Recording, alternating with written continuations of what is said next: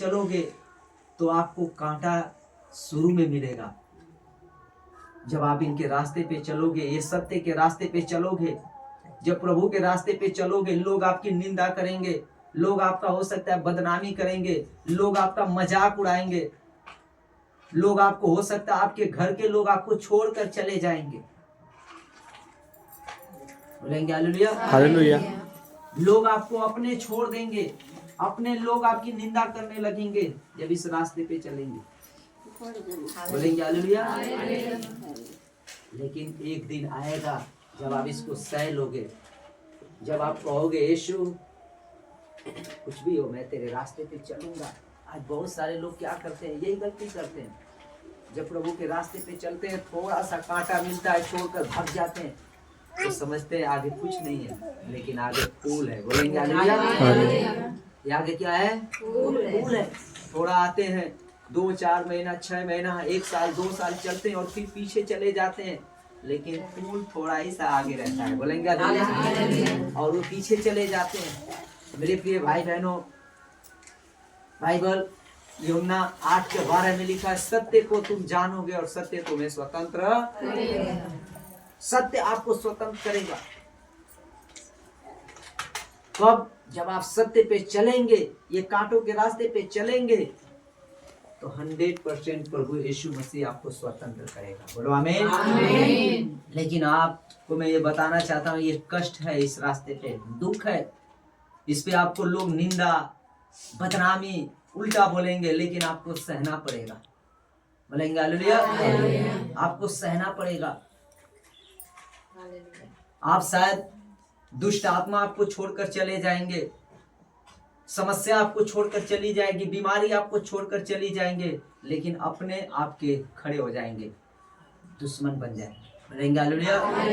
लेकिन डरने की जरूरत नहीं। यीशु मसीह ने कहा कि जो मेरे नाम के खातिर दुख उठाता है उसके लिए स्वर्ग में बड़ा फल है।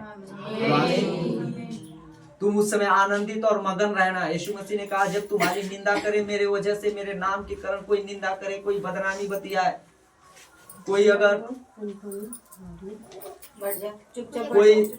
अगर मेरे नाम के खातिर तुमको गाली दे, तुमको झूठ बोल कर तुमको बदनाम करे, तो तुम आनंदित और मगन होना, क्योंकि तुम्हारे लिए स्वर्ग में बड़ा फल है।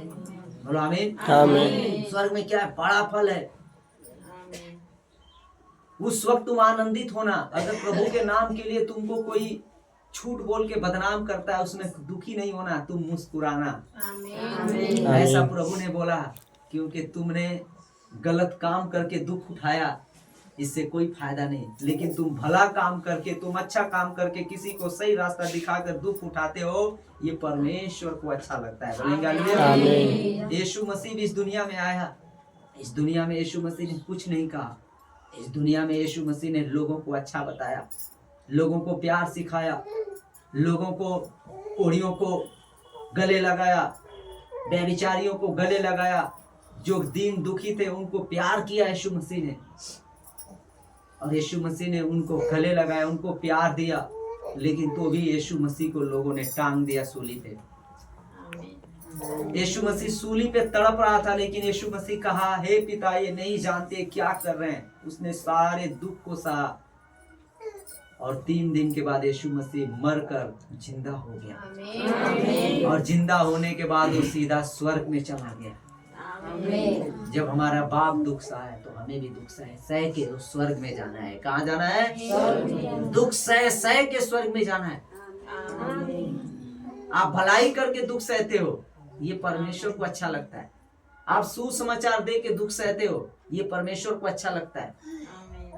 आप प्रभु की सेवा करके दुख सहते हो, ये परमेश्वर को भाता है। लेकिन आप पाप करके दुख सहते हो, इसमें आपका कोई फायदा नहीं है। बोलेंगे हालेलुया। लेकिन आप परमेश्वर की सेवा करके जब दुख उठाते हो, आपके लिए स्वर्ग में बड़ा फल है, स्वर्ग में। बोलेंगे हालेलुया। इसमें अगर आप हो, आपके जीवन में दुख आ रहा है, प्रभु में अच्छे चल रहे हो, सच्चाई से चल रहे हो, अगर दुख आ रहा है तो समझ जाओ कोई बड़ा मिलने वाला है। बोलेंगे आमीन। कुछ बड़ा मिलने वाला है आपको। बोलेंगे हालेलुया। प्रभु कुछ बड़ा सोचा है आपके लिए।